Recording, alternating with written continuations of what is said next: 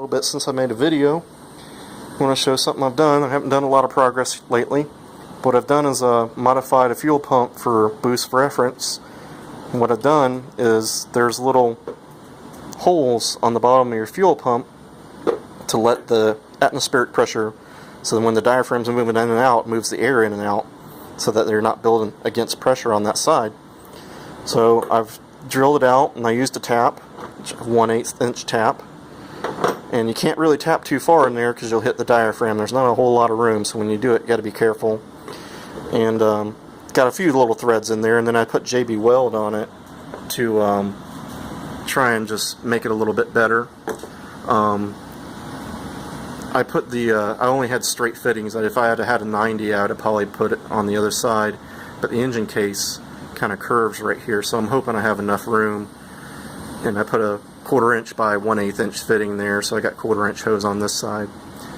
And then after that, I'm going to do another one for a backup pump too. The one that's on the car has the hole. This one's an aftermarket Euro Max, Chinese one. The one that's on the car is German, and actually the little hole is under there, right underneath this pedestal. So I'll have to JB Weld that up, and I can't tap it. And I'll probably put a fitting over here and put a 90 on it if I can get a 90. But I ordered a few parts, and this is what I got. I ordered a eBay 3/8 inch thick flange, and if you notice, it's really shiny. It's not stainless, it's chrome plated. So I have no idea why they chrome plated it, other than this thing may be so full of porosity that they decided to chrome plate it. I was kind of surprised about that. So, hopefully it's not that bad, and when I weld it on there, I'll figure that out. And then I also ordered a oil feed kit. I'm going to use hose instead of the AN4 fitting, but I wanted to block with the threads because I have nothing down here for the feed. I have the drain. I'll probably just cut and use that and put a hose on that. Got a gasket, and then I also got a O2 sensor, and I ordered an El Cheapo wideband that should be arriving from God knows where in a couple of weeks. And then I also got a boost gauge El Cheapo one, of course, because I'm not trying to put a lot of money into this. But the main thing is try and get it all on there in a little bit. But the main bread and butter I need to get going on is putting my sump on. Got a Berg 4-quart sump, and it's the older style.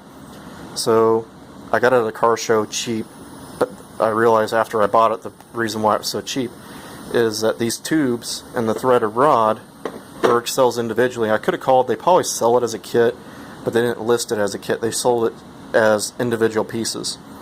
And I think it was like $6 for the steel tube, and the rod, which was a solid rod, and then threaded just a few, bits at the end, was like $10 a pop. So it was like $16 per hole.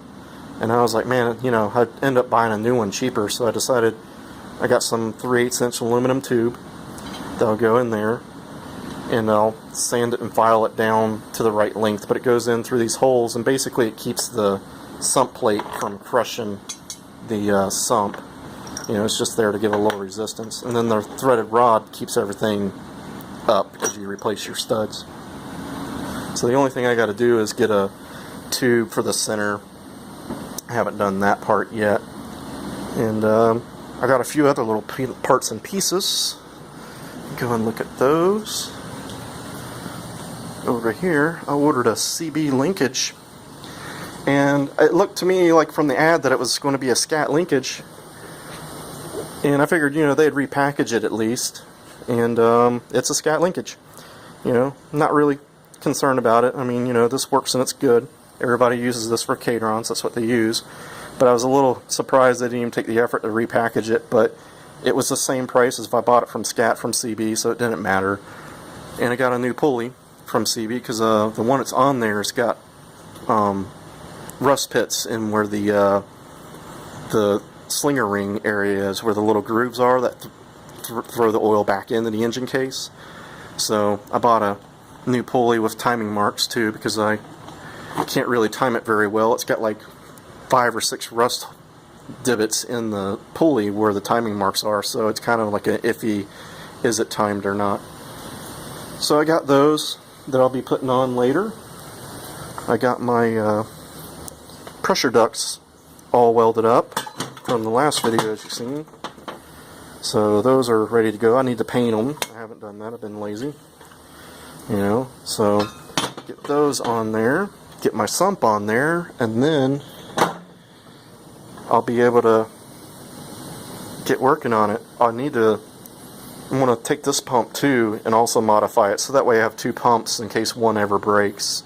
I do need to, the little phenolic block underneath the fuel pump, I do need to modify that. It needs to have a little recessed area for an O-ring to sit in, and then a washer, and then a spring.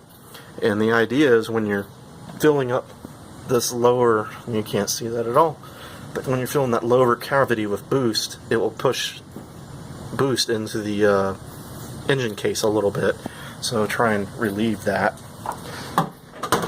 But that's about it. Was planning on taking it to drag weekend up there in South Carolina, but that's not going to happen.